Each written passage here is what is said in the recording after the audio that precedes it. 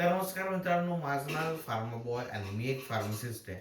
मी माझा experience इंटरनेटसोबत share करण्याचा try करतो, जेणेकरून सामान्य जनतेला आणि हेल्थकेअरमधले जे प्रोफेशनल असतील, त्यांना या माहितीचा थोडा देखील उपयोग होईल. सुरू करूया एक्सपिरियन्सला. आपल्याकडे जस्ट एक पेशंट आला होता, ज्याला ऑब्सेशन होतं पॅरासिटामॉलबद्दल. भरपूर अशी आता आपल्या इथं ओपीडीमध्ये लोक येतात, जे की एक सर्टन एक ड्रगबद्दल म्हणा एका मेडिसिनबद्दल म्हणा, त्यांना खूप जास्त असं म्हणजे त्यांना त्यातली प्रॉपर माहिती नसते. तरी सुद्धा एक सायकोलॉजिकल थिंग असते, की सपोज आता जो आपला माझ्यासोबत एक्सपिरियन्स झाला तो होता पॅरासिटामॉल सोबत. तर भरपूर लोकांना मी आता म्हटलं, की निळी गोळीविषयी देखील माझा एक व्हिडिओ मी Instagramवर टाकलेला आहे. जो की जर तुम्हाला माझा Instagram हँडल माहिती असेल तर I am pharma boy Rishikesh Rishi Kurhade. तर हे माझं Instagram हँडल आहे, ते तुम्ही जाऊन व्हिडिओ पाहू शकता. त्यामध्ये काय आहे, की भरपूर लोकांना असं वाटतं, की निळी गोळी म्हणजे तापाची गोळी.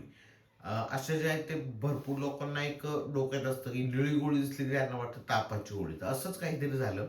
एक पेशंट होता, जो की त्याला पॅरासिटामॉल या औषधाशी खूप असं हे होतं, की पॅरासिटामॉलनीच मला जे आहे ते बरं वाटतं.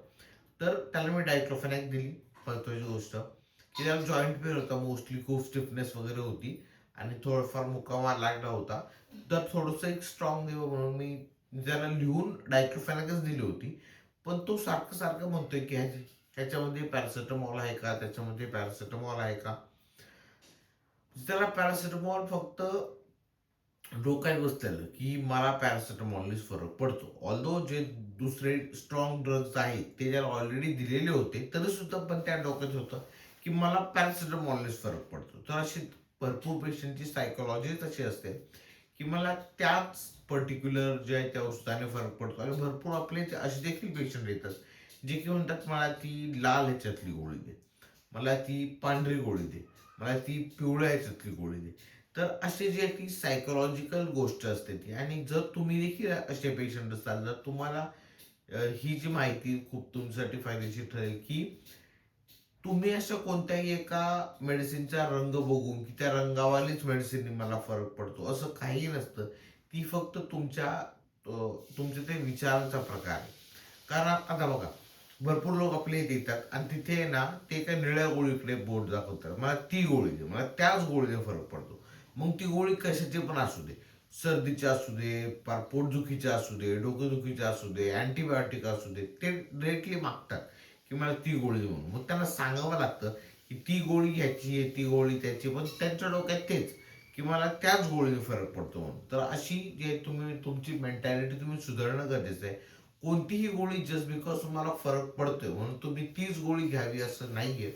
फार्मासिस्टला प्रॉपरली माहिती असतं, की कोणती गोळी तुमच्यासाठी चांगली आहे, कोणती गोळी तुम्हाला दिली नाही पाहिजे, हे देखील त्यांना माहिती असतं. तर भरपूर वेळा आपल्या इथं काय होतं, की अमॉक्सिसिलिन मोस्टली जे कोणते अँटीबायोटिक आहे, खूप जबरदस्त वापर केला जातो अँटीबायोटिकचा ओपीडीमध्ये. ते ॲझी असे ना, अमॉक्सिसिलिन असते ना, मोस्टली अमॉक्सिसिलिन आणि ॲझी हे जास्तीत जास्त दिले जातात. त्यानंतर बाकीचे झाले अँटीबायोटिक, हे सिप्रोफ्लॉक्सासिन झालं, डॉक्झोसायक्लिन वगैरे झालं. त्याचा मोस्टली जो आहे तो केस डिफरंट आहे.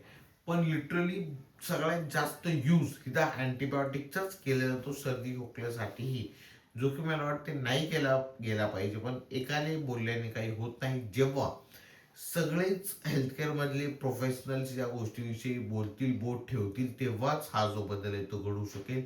आणि तोच घडवण्याचा प्रयत्न आपण करत आहोत. आपल्यापर्यंत जेवढं होईल तेवढं आपण नक्की करणार.